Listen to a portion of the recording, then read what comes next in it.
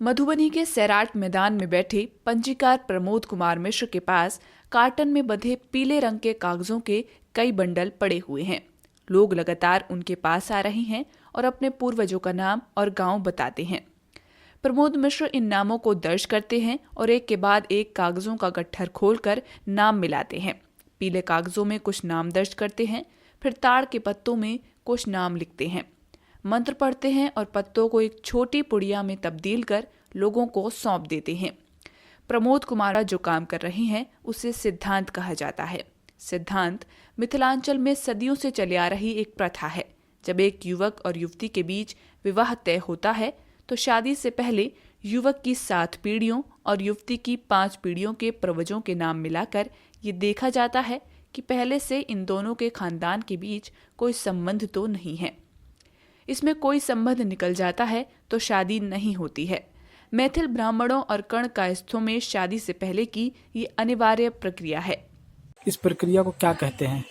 इसको हम सिद्धांत कहते हैं। अच्छा, ये क्या है सिद्धांत? ये है जब हम लोग वर और वधू का चयन करते हैं तो हम लोग देखते हैं जो पितृकुल के 7 और मातृकुल के 5 जनरेशन के बीच में एक परिवार हम मानते हैं, एक संबंध मानते हैं।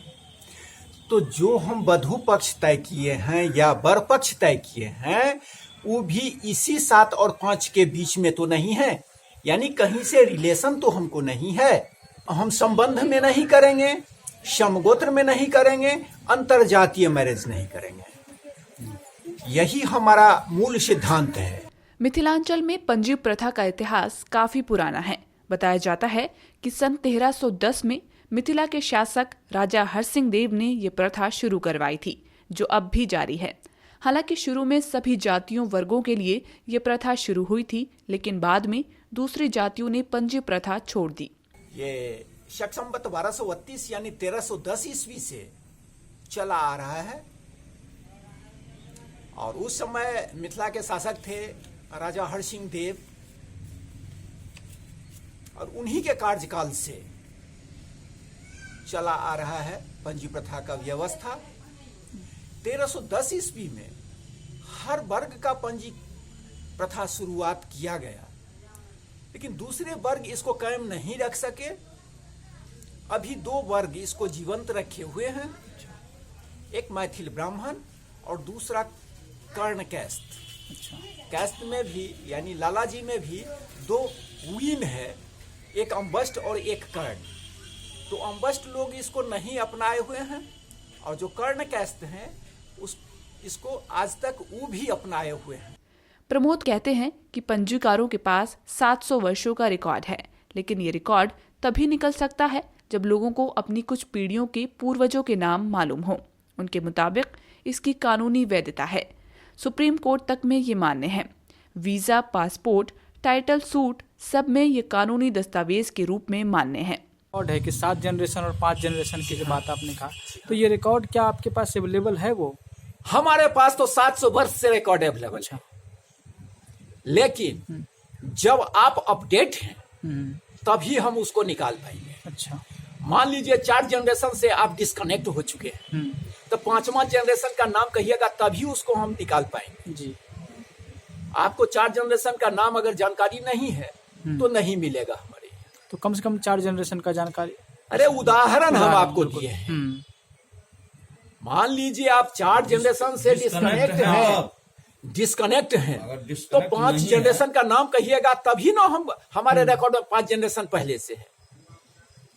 तो आप 4 जनरेशन का नाम कहिएगा, 5 जनरेशन का नाम कहिएगा तभी ना हम पुराने रिकॉर्ड से उसको निकालेंगे, टैली करेंगे। अगर अपडेट है तो वो परेशानी नहीं है। ये इसकी कानूनी वैधता भी है इस पंजीयन की? इसका सुप्रीम कोर्ट तक मान्यता है। अच्छा, वीजा पासपोर्ट में ले जाइए, टाइटल में जाइए, जहां आपको जाना है जा सकते हैं। अच्छा, इसे वैध है एकदम? जी हाँ।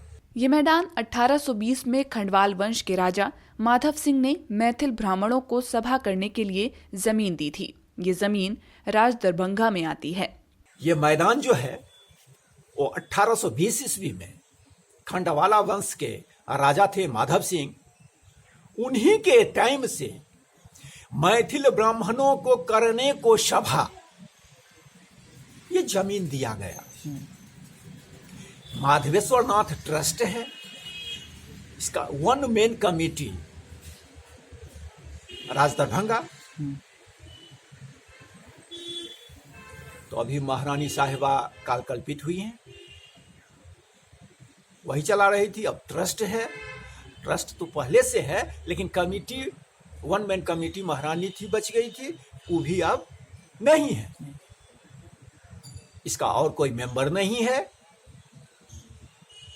और अभी तक बिहार गवर्नमेंट को राजस्व राज दरभंगा से ही मिलता है। हालांकि अब पहले के मुकाबले कम लोग पंजीका मिलान कराने आते हैं और इसके पीछे पलायन, सरकार द्वारा अंतर्जातीय विवाह को प्रोत्साहन आदि को जिम्मेदार माना जाता है। अभी क्या आप देख रहे हैं कि जो लोगों में इसको लेकर रुचि कम हुई है, लोग कम करवा रहे हैं, या पहले के मुकाबले लाजमी है, कम हो रहा है? अभी लाजमी है। अब देख रहे हैं जो हम अब यहाँ नहीं हैं, हम अब यूएस में हैं, हम दिल्ली में हैं, हम बंबई में, हम कलकत्ता में, हम मद्रास में हैं। तो कहा गया है संसर्ग जादोष गुना भवंती। तो आपके संसर्ग में अगर हमारे बच्चे हैं तो आपका भी संस्कार हमारे बच्चे में आ सकता है, आ सकता है। अब सरकार एक अधिनियम बना दिया, राज्य सरकार और केंद्र सरकार मिलके एक अधिनियम बना दिया, जो जिसको जहां मन होता है वैवाहिक संबंध स्थापित कर सकते हो। अगर तुमको कहीं रुकावट है तो प्रोटेक्शन के लिए हम भी तैयार हैं। हम सब सिद्धांत कराबे के लिए लेलहुँ हैं जी। हम ई कन्या पक्ष से छथि, हम बर पक्ष से छी। सिद्धांत हेतै,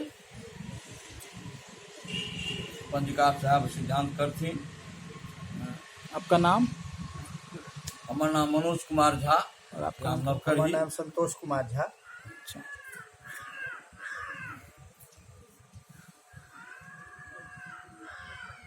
मधुबनी से उमेश कुमार राय की रिपोर्ट।